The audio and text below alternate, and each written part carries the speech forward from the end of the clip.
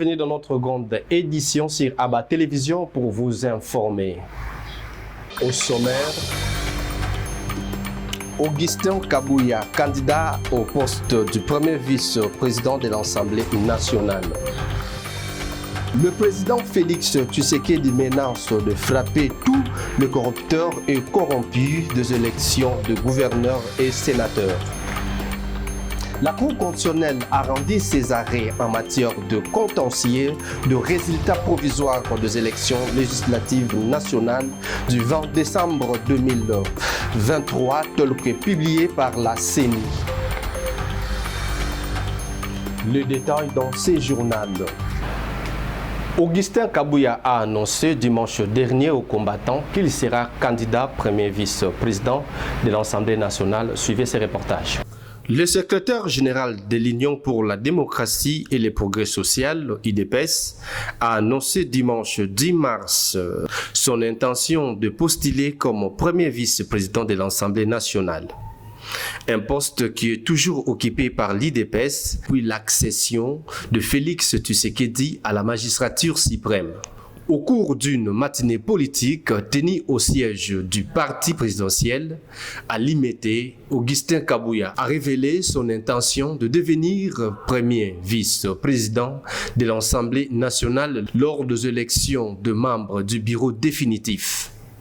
Je vous informe que je suis candidat au poste de premier vice-président de l'Assemblée nationale, a-t-il déclaré. Ce poste a été occupé par l'ancien secrétaire général de l'UDPS et président intérimaire du parti, Jean-Marc Kabund, sous le bureau dirigé par Madame Janine Mabunda. Après sa disgrâce, Kabund a été remplacé par le député UDPS André Mbata. Pour cette nouvelle législature, la configuration au niveau de ces postes reste inchangée. C'est l'UDPS qui l'occupera, cette fois avec Augustin Kabouya.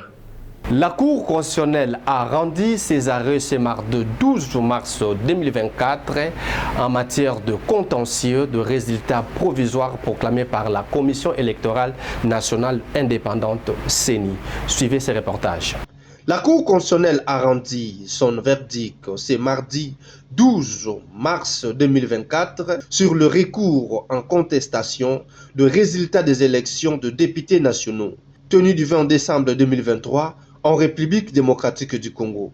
La Cour constitutionnelle a proclamé 490 députés définitivement élus, occasionnant les remplacements de 49 autres qui siégeant encore sur une cinquantaine de dossiers par ces arrêts rendus en son audience publique ce mardi. Elle a donné acte à 21 désistements et déclaré irrécevables 525 affaires et 400 dossiers recevables mais non fondés.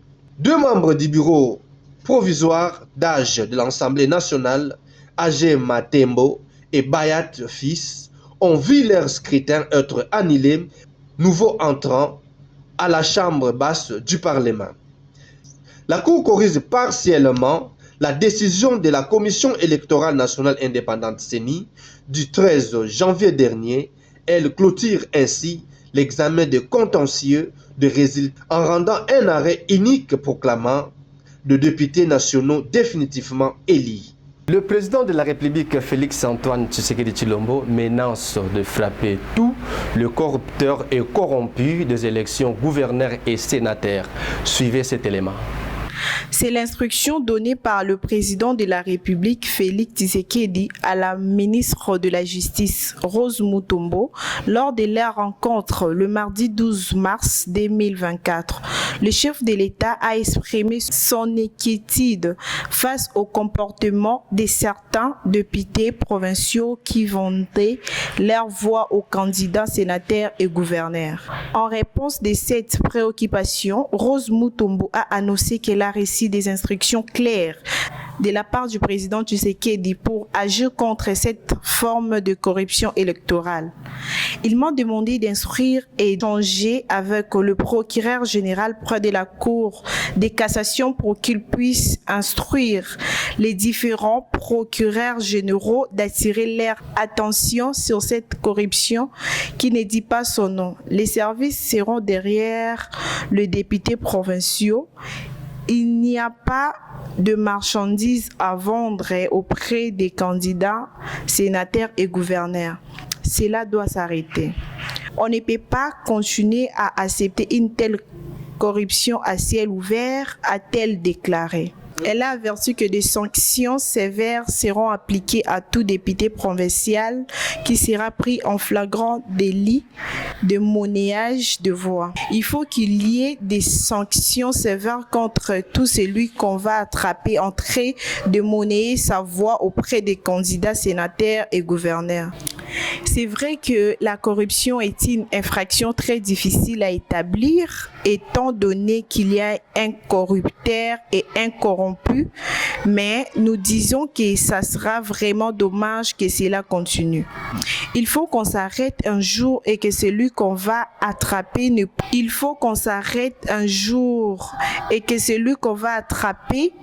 ne pourra tirer que des conséquences de son comportement, a souligné Rose Mutombo. Initialement prévues respectivement pour le 31 mars et le 7 avril 2024, les élections des sénateurs ainsi que celles de gouverneurs et vice-gouverneurs de province ont été reportées de 3 semaines. Les calendriers révisés, tels que publiés par la Commission électorale nationale indépendante, CENI, prévoient la tenue des sénatoriales le 21 avril prochain et les votes de gouverneurs et de vice-gouverneurs le 28 du même mois.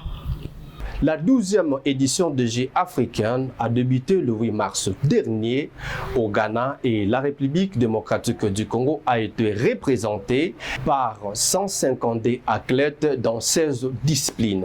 Suivez ces reportages.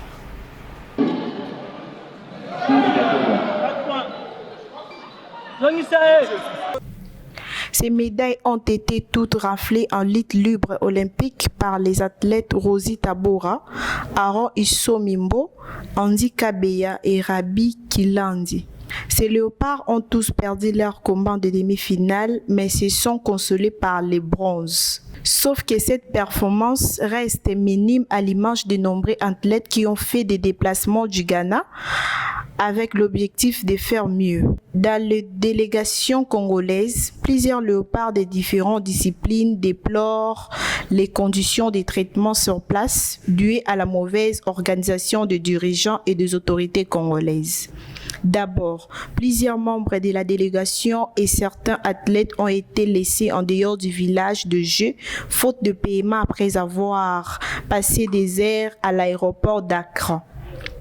D'autres justifient leur contre-performance par le manque d'un bon sommeil, d'une bonne récupération. Les athlètes de badminton et certains du karaté sur place au Ghana n'ont pas compétit pour cumul des litiges dans leurs confédérations respectives. Frais de participation aux compétitions. Ils ont été enregistrés dans certaines compétitions auxquelles ils n'ont pas pu participer finalement et ce sont des amendes à payer. Indignés par ce qu'ils qualifient de sabotage et injustice, les athlètes ont, dans une vidéo publiée sur les réseaux sociaux, passé un message aux autorités congolaises, réclamé notamment le prime et leurs frais d'émission qu'ils n'ont toujours pas touché avant de rentrer au pays. Ajoutez cela, les marques d'une bonne tenue pour une délégation partie représenter la nation. Chaque fédération se débrouille à habiller ses athlètes alors qu'il devrait y avoir une tenue officielle uniforme pour tous les athlètes. Rappelons que la RDC a aligné au total 152 athlètes dans les 16 disciplines confondues de ces Jeux qui vont se clôturer le 23 mars prochain. Il s'agit notamment du basketball, l'haltérophilie, le handball, le judo, le karaté, le taekwondo, le volleyball, l'athlétisme, le badminton, le cyclisme, la lutte, la natation, le tennis et le tennis de table. Monsieur Saïd Wambaka, président du parti politique Congo Moderne pour la Paix, a réagi sur les actualités de l'ère. Suivez ces reportages. Je m'appelle Saïd Wambaka Nsekoulou. Je suis président national du Congo Moderne pour la Paix, le CMP.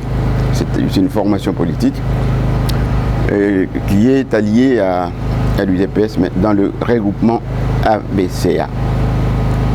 Donc c'est dans ce cadre-là que j'aimerais bien sûr m'exprimer dans votre micro.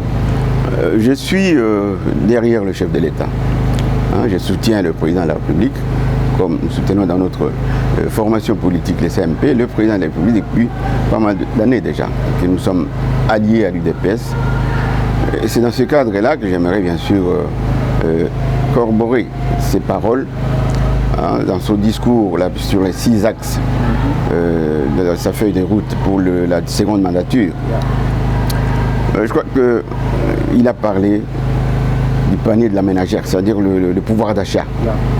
Il a parlé de la sécurité, il a parlé de pas mal de choses. Il y en avait au moins 6. Il y en a 6 axes, oui. Moi, ce que je peux dire par rapport à tout ça, c'est que le président de la République a fait pas mal de choses. Et il a la bonne volonté de pouvoir faire avancer les choses dans notre pays. C'est vrai que la petite faiblesse ici, c'est, selon la population congolaise, c'est uniquement ce côté social. Or, côté social, on peut compter déjà la gratuité de l'enseignement, on peut compter la gratuité de la maternité, donc la gratuité de la maternité, on peut compter la gratuité de la couverture universelle de la santé. Donc tout ça sont des projets, des programmes qui ont été concoctés par le chef de l'État qui doivent coûter de l'argent.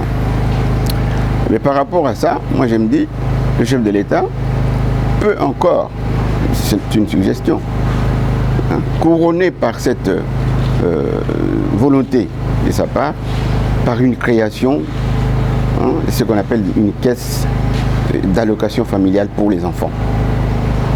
Parce qu'à ce moment-là, parce qu'il a parlé de pouvoir organiser, ou plutôt le panier de la ménagère qui doit être stabilisé, lorsque un enfant est payé par l'État, en dehors de toutes sortes d'aides. Ça c'est direct, c'est une innovation, ce serait une première pour le Congo. Lorsqu'un enfant est payé par l'État, comme ça se passe ailleurs, je crois qu'il n'y aura pas match. Il n'y aura pas match. Donc, une caisse d'allocation pour les enfants des Congolais ou du Congo. Ça c'est une première chose. Et cette caisse va coûter cher, comme pour les autres programmes. Comment financer la caisse? Ça, je suis en train de donner les idées comme ça. Cette caisse peut être financée par la TVA. La TVA, c'est une taxe qui a commencé vers les années 2011. Depuis 2011 jusqu'à 2024, cette TVA n'a jamais démarré. Je vous l'ai dit parce que je suis de la matière. Voilà. Donc, elle n'a jamais démarré, cette taxe, normalement. Et la cause des... Non, mais justement, non, ça, manque de démarrage, ça c'est pas à moi de le dire. Je viens de vous dire que le président de la République a trouvé cette situation-là. Donc il peut corriger en créant une direction générale de la TVA. Parallèlement à la direction générale des impôts, parce que c'est deux choses différentes. Donc s'il crée une direction générale de la TVA, cette direction-là peut payer, financer tous les autres programmes. Pourquoi? Parce que c'est plus de 160 milliards de dollars par année, 15 fois le budget de l'État. Je pèse mes mots. Ça c'est côté social et bien sûr financier. Comment est-ce qu'on peut équilibrer les choses? Par contre, il y a d'autres éléments qu'il a effectivement cités. Par rapport à la sécurité à l'Est, c'est un problème très sérieux. Nous sommes derrière le chef de l'État, nous voyons tout ce qu'il fait pour pouvoir arranger les choses. Nous voyons tout ce qu'il fait pour pouvoir stabiliser, trouver la paix à l'Est. Mais malheureusement, Il n'y a pas des choses à cacher. On sait comment ça se passe à l'Est, comment nous sommes attaqués, comment nous sommes... Donc, simplement parce qu'il y a des minerais, parce que c'est un problème des richesses. Bon, mais ça ne veut rien dire, les richesses. Si, c'est un exemple banal, si la communauté internationale a besoin des richesses du Congo, je ne vois pas pour quelle raison elle passerait par un intermédiaire. Je ne vois pas pourquoi. Directement au chef de l'État, négocions, j'ai besoin de ça, voilà comment ça se passe, sans pour autant mettre à mort ou plutôt faire violer les femmes à l'Est et avec tous les chambardements qu'on connaît. Ça n'a rien à voir, ce n'est pas possible. Donc il suffit de négocier avec le pouvoir en place. Cette, que dirais-je, la commercialisation plutôt. Qu'est-ce que je peux dire? Prendre ces minerais-là, oui. Donc une coopération, bien sûr, avec le chef de l'État, afin de nous éviter cette guerre. Parce que nous n'en avons pas besoin. Mais c'est vrai que nous sommes devenus la risée du monde. Ce qui se passe, ce qu'on a vu là dernièrement, les M23 qui sont rentrés dans la ruine sans effusion de sang, la MONUSCO était là, qui regardait, c'est quand même une aberration. C'est honteux pour nous, de toute façon. Voilà. Donc, qu'est-ce que je peux dire? Je ne peux que appuyer le chef de l'État, je ne peux que accompagner dans ses idées, l'accompagner dans toutes ses démarches, et l'encourager surtout, parce que c'est pas facile. Si son peuple est derrière, il a été élu, c'est jamais vu. Hein? Il a été élu au maximum. Donc le peuple est derrière lui. Et ce peuple-là, s'il se met encore debout, toujours derrière lui, je crois qu'on va en finir avec cette guerre. Non, moi je crois qu'il y a eu une proposition, je crois qu'il a fait... il a convoqué une sorte de conférence de sécurité où la décision a été prise pour pouvoir mettre, que dirais-je, la loi de la peine capitale en exergue. Hein? Ça s'est fait partout. Aux États-Unis, on exécute les gens. Donc vous souhaitez qu'on... moi, je crois qu'à partir de cela, les gens vont quand même comprendre que c'est du sérieux, qu'on ne peut pas jouer avec la République. Hein? Cette loi, si elle passe, moi je soutiendrai les chefs de l'État, il n'y a pas de problème. Qu'elle passe et que les gens deviennent conscients de la situation, que on ne peut pas continuer à jouer avec la République. Quand c'est une loi, c'est une loi. Personne ne peut dire qu'aux États-Unis de ne pas exécuter les gens lorsque c'est une loi, puisque vous savez, les États-Unis, c'est selon des États. Caroline du Nord, Washington, Atlanta, chaque État a ses lois, mais dans ces pays, ces États-là, il y a des gens qui sont exécutés par rapport à la loi. On les tue par pendaison, ou plutôt par injection, ou par électricité, voilà, donc c'est comme ça. Si c'est la loi qui est promulguée et signée, moi je crois qu'il n'y aura pas de discussion. Par rapport à cette problématique de l'assassinat de Chériba Okende, parce que j'ai dit assassinat parce que les premiers rapports a été donné comme c'était un assassinat. Bon, c'est ces rapports-là que tout le monde connaît. Bon, si la justice juge a trouvé d'autres pistes ou d'autres preuves qui puissent disculper ou plutôt contrarier la première thèse, je ne sais pas. Qu'est-ce que je peux dire? Moi, je ne suis pas de la justice, je ne suis pas juriste, mais en tout cas, pour moi, il faudra peut-être une expertise, une contre-expertise. Il faut voir, est-ce que la communauté internationale qui a été alignée plutôt ou invitée par rapport à cette enquête a exactement approuvé la décision actuelle. Ça, je ne sais pas. Si elle n'a pas approuvé, cela veut dire qu'il faudra une contre-expertise par rapport à cette décision sur le suicide éventuel de Chériba Okende. C'est vrai que les élections sont déroulées de telle manière qu'effectivement, il y a un certain niveau où il y a eu un peu de bavure. Hein, on a vu, hein, il y a des gens qui ont été bien sûr invalidés par rapport aux machines et tout ça, qu'on a trouvé soit des bulletins de vote. Donc c'était connu. Bon, si la Cour constitutionnelle, qui est la haute cour de la République, parvient à sortir des arrêts, et vous savez très bien qu'on ne peut aller nulle part ailleurs. Hein, dès qu'elle a décidé, c'est tout, ça s'arrête là. Donc disons que je ne crois pas, par rapport au chef de l'État, je ne vois pas quel est l'intérêt, parce que la majorité, elle est là. Il y a une majorité large, cette fois-ci en tout cas, on ne peut même pas dire qu'il y a une opposition. L'opposition est là, entre guillemets, mais en tout cas, elle est faible. Il faut le reconnaître. Hein? C'est vrai, nous sommes dans la démocratie, mais en tout cas, l'opposition, cette fois-ci, elle est faible. Si on compare par rapport à ce que nous étions en l'opposition avec le fameux le feu président Etienne Tshisekedi, hein, de l'UDPS à l'époque, avec tous les autres membres alliés de son parti, hein, à l'époque de Kabila, l'opposition était forte. Mais aujourd'hui, en tout cas, elle est faible. C'est pas de notre faute. Okay? Mais par rapport à la Cour constitutionnelle, si la décision a été prise, c'est au niveau de la justice de cette cour-là. Je n'ai pas de commentaires à faire là-dessus. Donc le président n'a pas... Non, je ne pense pas. Il n'a pas intérêt, il est au-dessus de tout ça, parce qu'il a eu la majorité dès le départ. On a fait la consultation, voilà, parce que l'informateur est passé avec tous les regroupements politiques, tous les partis politiques.